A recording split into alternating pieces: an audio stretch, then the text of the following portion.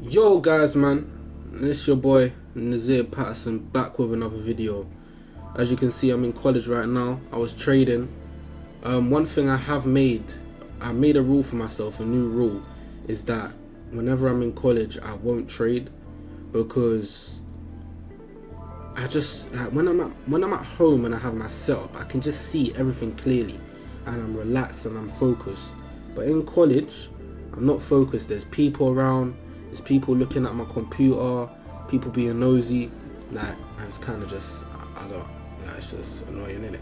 So when I'm at home and I have the opportunity to, when I don't have college, I will be trading from my home. So yeah, basically, let me just walk you through this trade. This is quite a long video, so I'm gonna try not to chat too much. But as you can see, 9:30 hit. We came down first. I marked out that low where that accumulation is on a 1 minute.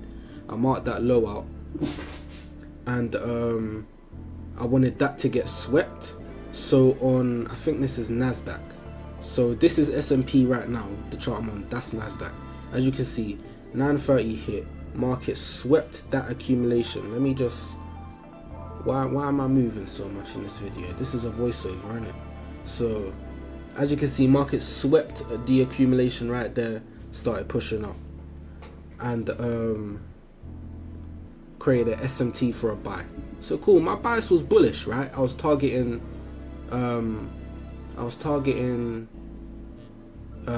highs on the 15 minute. Right, so here's me just waiting.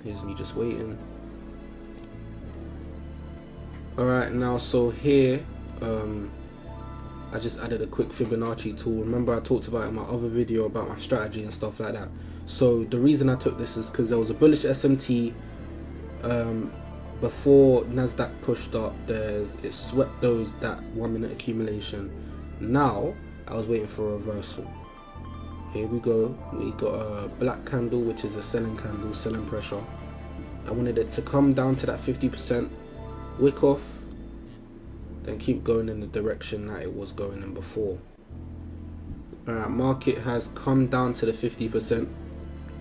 I placed my entry stop loss right there, because there is a FEG down there targeting the external draw on liquidity all the way up there. Hit the 50%, tapped me in. Now, as soon as this black candle started to push down like that, I knew this was a stop loss already. I knew it. I knew it was a stop loss. I knew that normally market, I knew that I should have waited. Because it was, I think right now it's like 5 minutes into the flipping market, into New York session. So I should have waited for more confirmation. I should have waited for price to play out a little bit more. This is my mistake. But yeah, I should have really seen, and I started to get excited with this rejection here. It was a bit embarrassing, you know, if I hit a stop loss in college with someone right next to me watching. So here I was like, all right, cool. We got so close to being stopped out here. If we reject here now, we're basically finished. We're fucked. All right. And look what happened. We rejected. You can see it on my face. I was pissed. I don't know what I was saying, but yeah, man. So basically, this trade ended up playing around for a bit.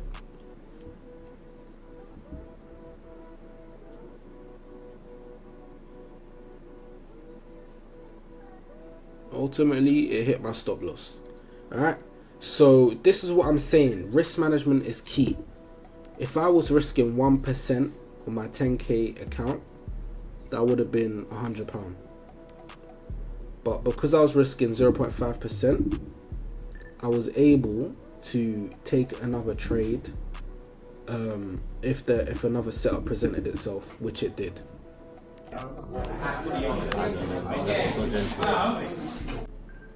Okay, so this was the second trade that I decided to place. The reason I decided to place this is because we swept these lows, had big displacement upwards. Then we had big displacement downwards, swept these lows again, then proceeded to sweep the low next to it. So now my bias switched. Okay, my bias had switched from bullish to bearish because we swept that accumulation, we swept the top accumulation, then we swept that low, what we're at right now. And what I marked out was the 50%. My entry would have been at that candle at the 50% right there. And yeah, what would have made this trade better is if at the 50% it was also a FEG. It wasn't a FEG, and there also wasn't a SMT to the downside.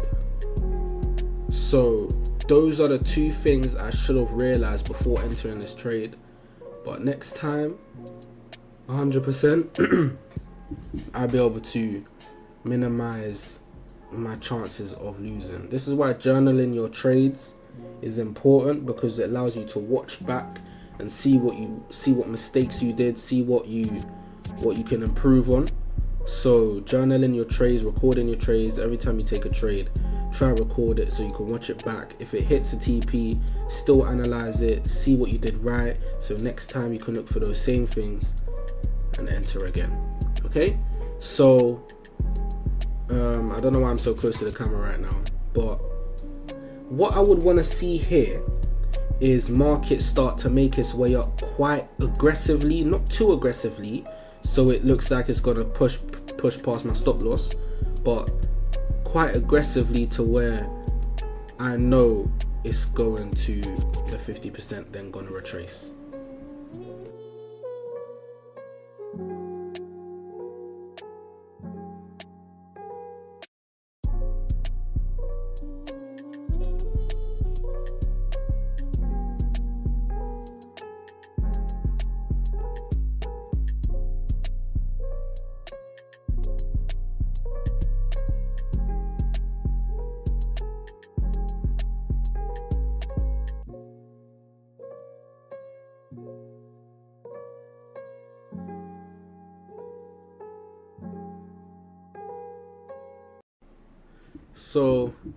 So I think at this time my class probably ended. Yeah, it ended. It was the end of the day now.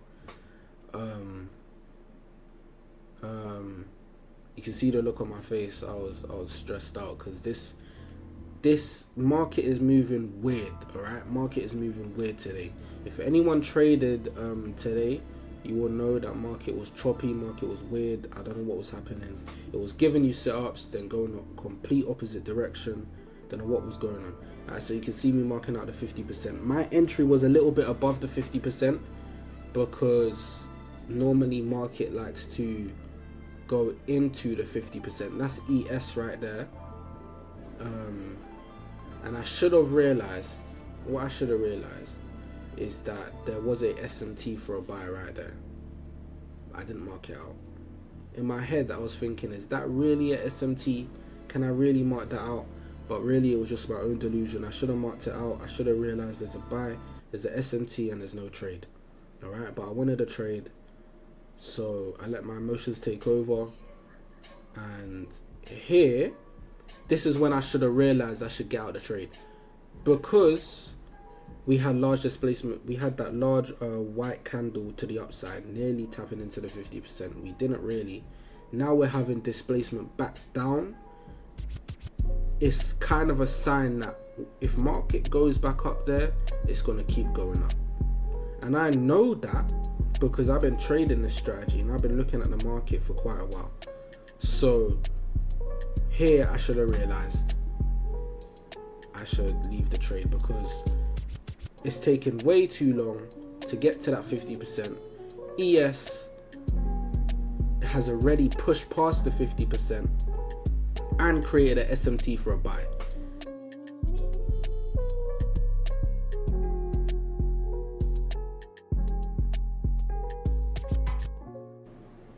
here we started to push. Here we started to keep pushing up, right? So we had displacement to the downside, then we had a large candle again to the upside. Now I should have realized it's taken way too long to reach my 50%. I should have been out of the trade and I should have left college and I should have went home.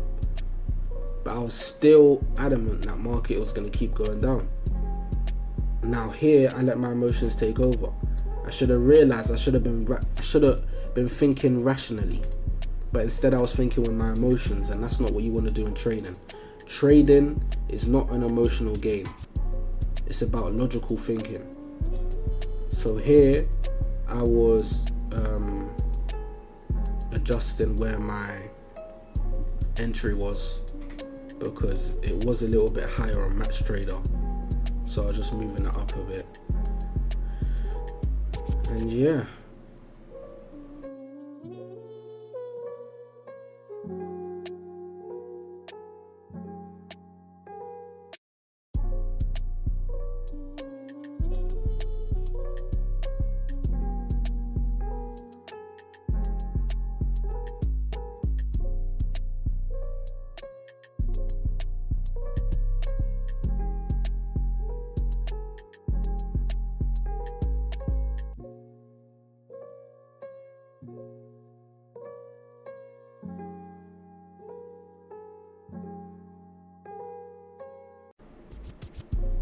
here I marked out a inverse fair value gap. Sorry, a fair value gap. Market respected it. I don't know what happened to my screen here.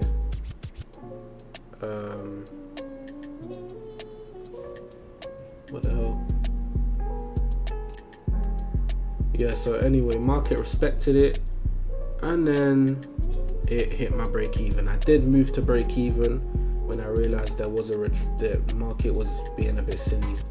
So I moved to break even, protected my capital. So today I lost $50, which is fine. It's 0.5%. Tomorrow we're gonna make it back. Then on Thursday we're gonna make it back. So yeah, man. Everybody, hope you liked this video. Hope you enjoyed it. This is me live trading. I'm gonna do a better one tomorrow. Stay tuned for this type of video tomorrow, but I'm gonna be on my desktop, which will be better quality and everything should be better. Enjoy the rest of your day, and yeah, man, look at that, break even. Protect your capital, guys. Anyone fuck that?